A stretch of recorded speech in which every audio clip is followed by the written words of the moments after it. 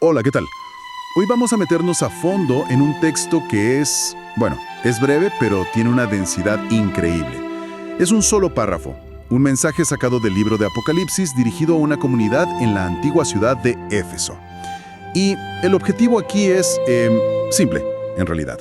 Vamos a desarmar este mensaje pieza por pieza para entender qué les estaban diciendo, por qué y qué podemos sacar de todo esto. Sí, y para entenderlo bien hay que pensar en el escenario. Éfeso no era un lugar cualquiera, Era una metrópolis, un centro comercial, religioso, importantísimo en el Imperio Romano, famoso por su templo a la diosa Artemisa. Un gigante. Un gigante. Y en medio de todo ese caos de culturas e ideas, había una pequeña comunidad tratando de sobrevivir. Este mensaje que vamos a ver es el primero de 7, y todos son como un reporte de desempeño, por decirlo de algún modo. Me gusta eso, un reporte de desempeño. Claro, porque siguen una fórmula. Un saludo, un reconocimiento de lo bueno, luego un tirón de orejas por lo malo, un plan de acción y, al final, una promesa. Y eso nos lleva a la pregunta central de todo esto, que es lo que me parece fascinante. A ver, ¿qué le dices a un grupo que, según ese mismo reporte, parece que está haciendo todo perfecto, pero que aún así está, digamos, al borde de un colapso existencial? Esa es la pregunta del millón. Pues vamos a entrarle a esto. Empecemos por el principio, que es la parte positiva, los elogios. El mensaje arranca reconociendo el trabajo duro. Cito: yo conozco tus obras y tu arduo trabajo y paciencia. O sea, de entrada les dicen, no son flojos. Exacto. Vemos que se están esforzando, que están aguantando. Es un buen comienzo. Es un comienzo fundamental. No puedes subestimar la importancia de validar a alguien antes de criticarlo. Le está diciendo, ojo, esto no es un ataque. Los veo, reconozco su dedicación. Claro. Y en una ciudad como Éfeso, llena de presiones, la paciencia o la perseverancia no era una virtud menor. Era cuestión de supervivencia diaria. Totalmente. Pero luego se pone todavía más específico, y aquí es donde a mí la cabeza me empieza a dar vueltas. Sigue diciendo, y has probado a los que se dicen ser apóstoles, y no lo son, y los has hallado mentirosos. A ver, esto ya es otro nivel. Sí. No solo son trabajadores, no solo son pacientes, sino que son guardianes de la doctrina. Son como el Departamento de Control de Calidad Teológico. Justo eso. Y nos dice que no eran una comunidad ingenua, para nada. Estaban en medio de una batalla ideológica. En esa época, con el mensaje expandiéndose tan rápido, surgirán muchísimos maestros y apóstoles con sus propias versiones. Algunos buscando poder, otros dinero. Impostores. Exacto. Y la gente de Éfeso, según esto, tenía los filtros bien puestos. Habían desarrollado un discernimiento muy agudo para separar el grano de la paja. Estaban protegiendo sus creencias activamente. O sea, si hacemos un checklist, tenemos trabajo duro, listo. Perseverancia, listo. Pureza doctrinal y defensa de la verdad, más que listo. Parecen la comunidad modelo, ¿no? El caso de éxito que pondrías en un folleto. Totalmente. Uno esperaría que la siguiente línea fuera, sigan así, campeones. Claro. Tienen un currículum impecable. Las acciones, el comportamiento. Todo es correcto. Han construido un sistema que funciona. Pero no. Lo que viene después es desconcertante. Justo después de toda esa lista de logros, el mensaje da un giro de 180 grados. Dice, pero tengo contra ti, que has dejado tu primer amor. Un momento, ¿cómo que tengo algo contra ti?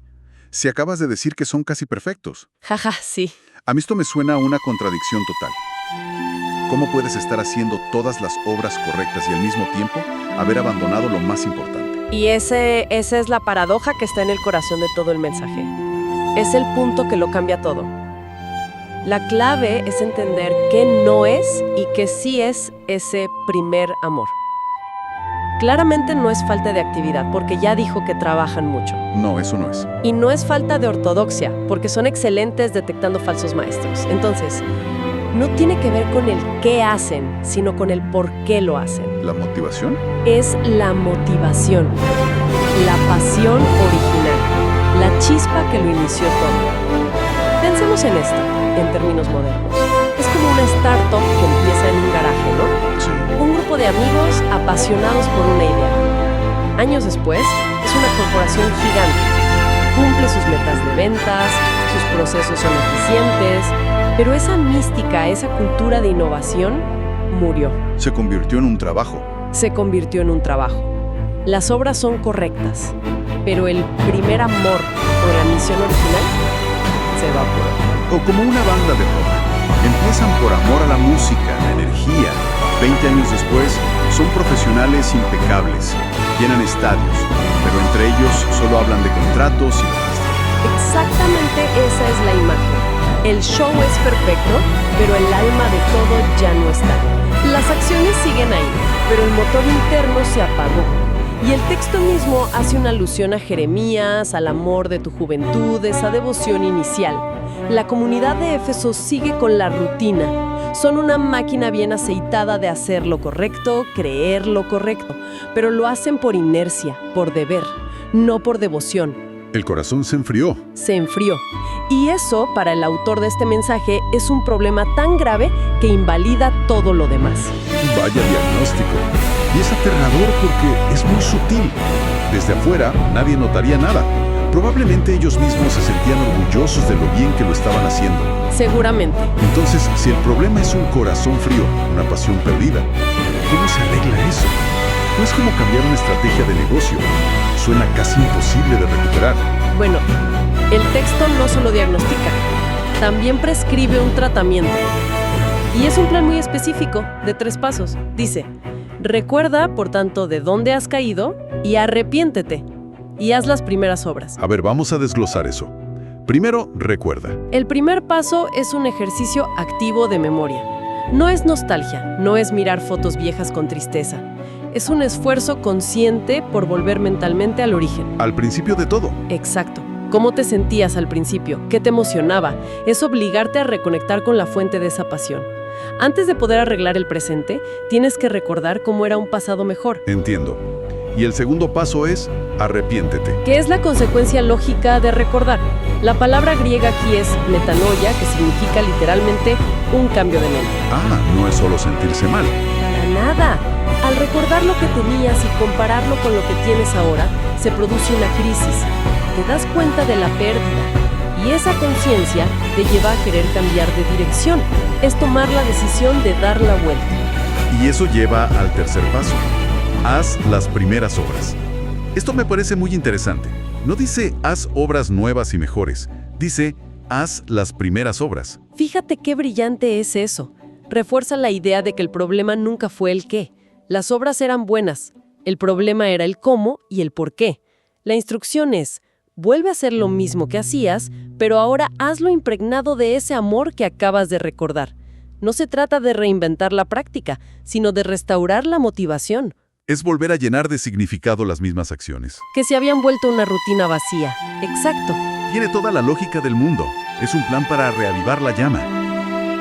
Pero, conociendo el tono de este libro, dudo que sea solo una sugerencia de autoayuda. Suena a que hay mucho en juego si no siguen este plan. ¿O me equivoco? No te equivocas en lo más mínimo. Esto no es opcional.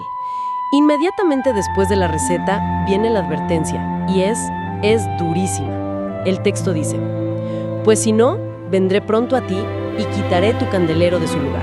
Quitaré tu candelero. Suena poético, pero también muy siniestro. ¿Qué significa eso exactamente? Para entender la gravedad de la amenaza, hay que saber qué es el candelero. El mismo libro de Apocalipsis lo explica un poco antes. Los 7 candeleros son las 7 iglesias. Ah, o sea... El candelero es su identidad, es su propósito, su misma existencia. Un candelero existe para dar luz. Si se quita, se apaga la luz. No es un castigo entonces, es la eliminación. Es una aniquilación existencial. Es decirles, si no recuperan el corazón de su misión, dejarán de tener una misión, dejarán de existir como lo que son. ¡Qué fuerte! La advertencia es que pueden seguir reuniéndose, pueden seguir con sus rutinas, pero habrán perdido su identidad, su propósito ante Dios. Dejarían de ser una fuente de luz. Es la amenaza definitiva. ¡Qué brutalidad! Justo cuando crees que la tensión no puede ser mayor, después de esa amenaza, el texto de repente mete otro elogio. Casi de la nada. Dice, Pero tienes esto, que aborreces las obras de los nicolaitas, las cuales yo también aborrezco. El vaivén emocional de este mensaje es increíble. Es un golpe maestro de retórica. Y aunque no sabemos con certeza quiénes eran los nicolaitas, probablemente un grupo que promovía, no sé, cierto libertinaje o compromiso con la cultura pagana, la mención aquí funciona para aumentar la tensión dramática a un nivel insoportable. Es como si les dijeran, miren qué cerca están. Incluso ahora todavía odian lo que deben odiar. Están alineados conmigo en sus aversiones. Son correctos en su doctrina, correctos en sus obras, correctos en lo que rechazan. Lo que hace que su problema interno, su falta de amor, sea aún más trágico, más inexcusable. O sea, son perfectos por fuera, pero están muriendo por dentro. Y esa última palmadita en la espalda hace que la crítica duela todavía más. Exacto. Es la frase, estabas tan cerca. Entendido. Y con esa tensión en su punto más alto, el mensaje finalmente cierra el círculo. Pasa de la amenaza a la promesa. Una recompensa para el que logre superar este desafío. Concluye así. El que tiene oído, oiga lo que el Espíritu dice a las iglesias. Al que venciere, le daré a comer del árbol de la vida, el cual está en medio del paraíso de Dios. Y esta promesa es el broche de oro, porque es un eco directo del principio de toda la historia bíblica. La imagen del árbol de la vida y el paraíso es una referencia inconfundible al jardín del Edén. Al Génesis. A Génesis. En esa historia original, la humanidad pierde el acceso a ese árbol que simboliza la vida eterna. Entonces, lo que se promete aquí es un reinicio total. Es el reinicio definitivo, la restauración completa, la promesa para el que venciere, que aquí significa el que logre recordar, arrepentirse y volver a actuar con amor, es nada menos que la anulación de la caída. Es un regreso al estado ideal. Es el premio más grande que se puede ofrecer. Increíble. Entonces, repasando el viaje, empezamos con una comunidad que parece perfecta, en su trabajo, su aguante, su doctrina. Luego, un diagnóstico devastador. Tienen una enfermedad terminal del corazón, una pérdida de la pasión. Se les da un plan de 3 pasos para la cura, con una advertencia de aniquilación si lo ignoran. Y al final, la recompensa más grande imaginable si logran vencer. Exacto. Es un drama en miniatura con los riesgos más altos posibles. Entonces, si juntamos todas las piezas, ¿cuál es la gran idea que nos queda resonando de todo esto? Creo que nos deja con una reflexión bastante profunda sobre lo que valoramos. El texto parece establecer una jerarquía muy clara. La motivación interna, el primer amor, es más fundamental que la acción externa, por más correcta que sea. Ambas son importantes, claro. Se elogia a Éfeso por sus obras. Pero una sin la otra es un cuerpo sin alma.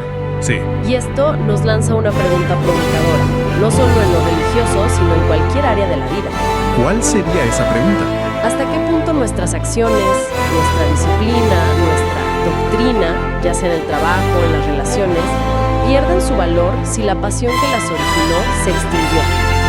Si un médico es técnicamente perfecto, pero perdió toda empatía, ¿sigue siendo un buen médico?